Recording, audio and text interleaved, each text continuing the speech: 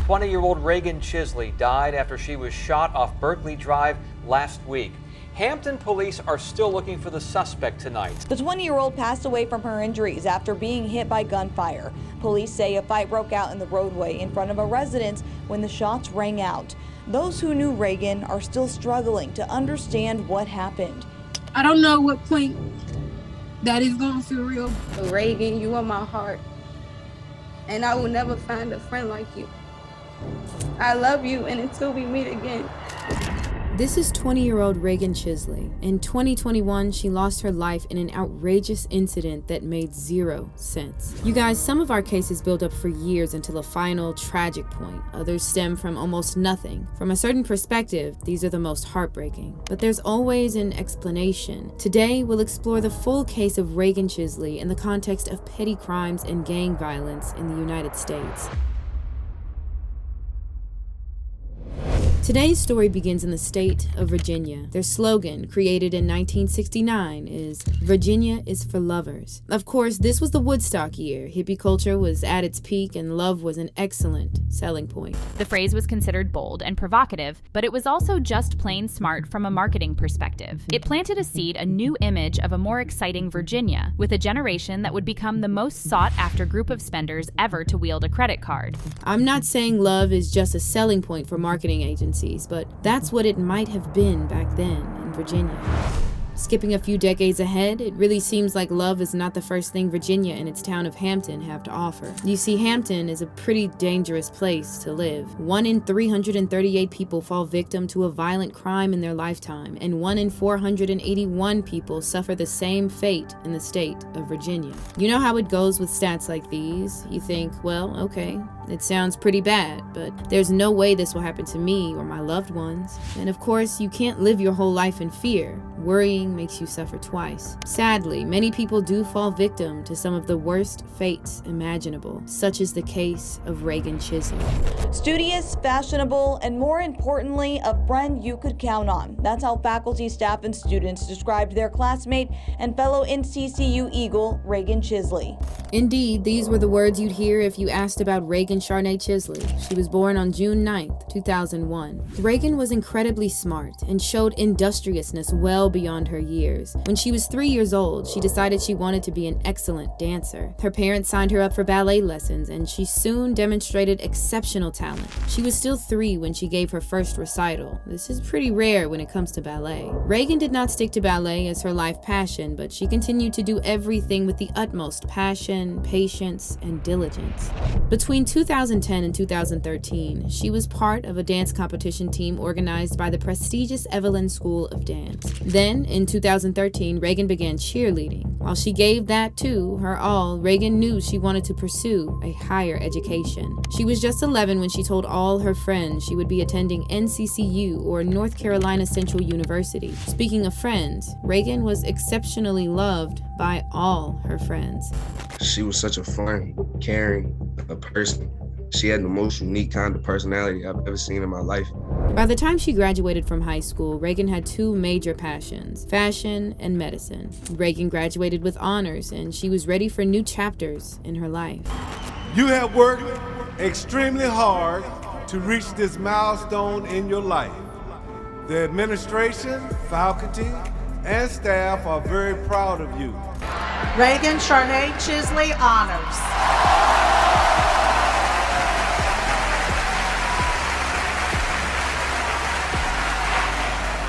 Raegan's friends and family would often ask her for fashion tips and look up to her for her style. But more than anything, they looked up to her because she was mature, caring, and determined to help others. For her, studying medicine was a means to help as many people as possible. I could tell that Raegan was not pursuing medicine for prestige or for money, rather to help others, and especially people of color and from low-income backgrounds.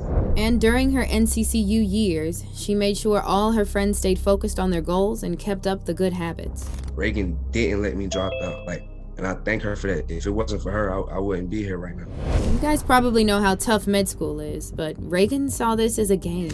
In 2021, she was a med student, a cheerleader, a dancer, a basketball player, a track runner, a chemistry tutor, and a clothing designer. Yep, you heard it right. She'd even started a clothing line, aiming to pursue her love of fashion and take it one step further.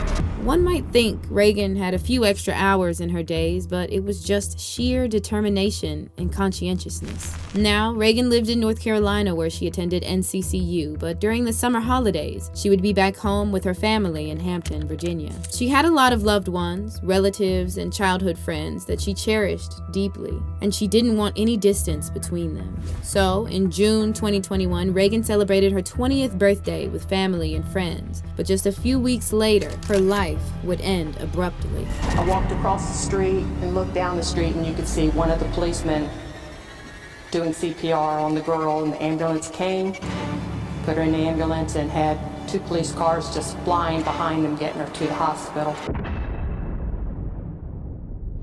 It was Tuesday, June 22nd, 2021, when someone called 911 and urged them to get to the Berkeley Drive area in Hampton. Someone had fired into Raegan's chest. The shooting turned into a barricade situation. The SWAT team surrounded a home for hours before realizing it was empty. Several people watched the altercation, Raegan and her friend on one side, a teenager and his mom on the other side. Suddenly, the 16-year-old teen pulled out a weapon and fired at Raegan. By the time people called 911, the teen and his mom had fled their house. Raegan fell to the ground unconscious. A few minutes later, she was pronounced dead at the Hampton Centera Careplex. The bullet had pierced her heart. 20-year-old Raegan Chisley died after she was shot off Berkeley Drive last week.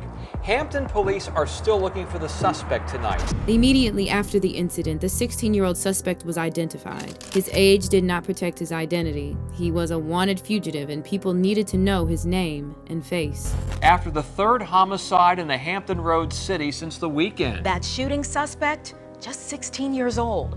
They have his name and his picture, but they don't have him behind bars yet. This was Zaquan J. Tyler, the cousin of Raegan's friend, 20-year-old Khadijah Newsom. When the officers spoke to witnesses at the scene, they uncovered an outrageous story. Khadijah testified that Zaquan had stolen about $500 in cash and when they were living in the same house weeks earlier. The money, she said, included gifts from her high school graduation and tips from her restaurant job.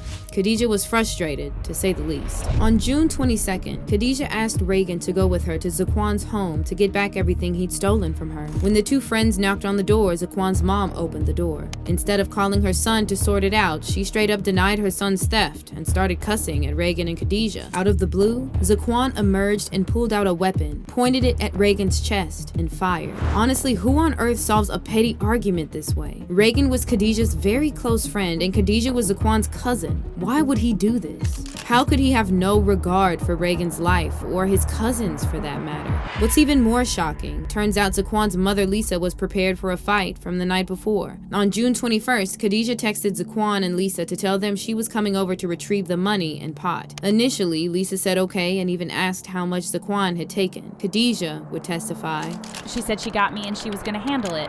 But then, Lisa changed her mind. She told Khadijah her son hadn't stolen anything and that she would fight Khadijah if she turned up at her house. She texted her, "I don't care about no consequences."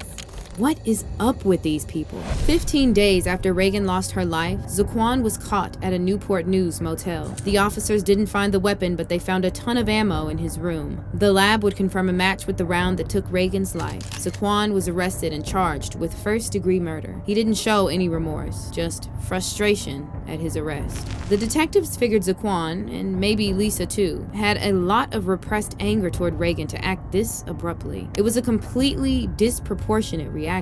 And why did they target her and not Khadijah? She was the one set on retrieving her stolen goods. During Zaquan's trial, Khadijah testified that she was angry at Zaquan and set to have an argument with him about his stealing. However, Raegan was just a partner Khadijah brought along that day. So why did Zaquan punish her the hardest? Did he envy her perceived perfection? Was her intelligence and overall success frustrating to him? Or did he have uncontrollable anger issues stemming from something entirely separate from Raegan? In other words, was Raegan at the wrong place at the wrong time, or was she targeted? Hampton Chief Deputy Commonwealth's attorney Karen Rucker and attorney Eden Holmes pushed for first-degree murder. In their eyes, it was premeditated. Zaquan knew what he was going to do when he got the gun and walked across the street to a fight that had just begun. Under Virginia law, she said, people can use no more force than reasonably necessary to defend another, and Zaquan had other options, Holmes said, including intervening in the altercation himself. Eden Holmes spoke to the jurors during Zaquan's 2023 trial. She never had a chance to live her dreams. She never had a chance to take another person under her wing. Imagine how heartbreaking this was for Raegan's family to hear. Meanwhile, Zaquan's defense attorneys painted another picture. Zaquan, according to them, was just a supportive teen intervening to help his mother. The jury deliberated for 3 hours before the judge asked them to come back the following day after a good night's sleep. They deliberated for another 2.5 hours the following morning. Finally, there was a verdict for now 18-year-old Zaquan. We have an update now on a homicide case in Hampton. A jury found Zaquan Tyler guilty of voluntary manslaughter and underage possession of a firearm. Due to his age at the time of the incident and the manslaughter charge, Zaquan will only spend 10 years in prison. This was not a happy verdict for Raegan's family. Her dad, Terry, said, "My baby girl, my pork chop. I couldn't save my own daughter. I have been robbed. I have a hole in my soul that can't be filled, and I don't know if I will ever be happy again. I miss hearing her voice. I miss hearing her walking up the stairs. I miss hearing her bracelets colliding while she's walking." Around this time, Zaquan prepared an apology too. "I wish I could go back and undo what I did. If there's anything I could do to bring Raegan back, I would do it. She was a good person and like a sister to me. She didn't deserve this, and I will live with it forever."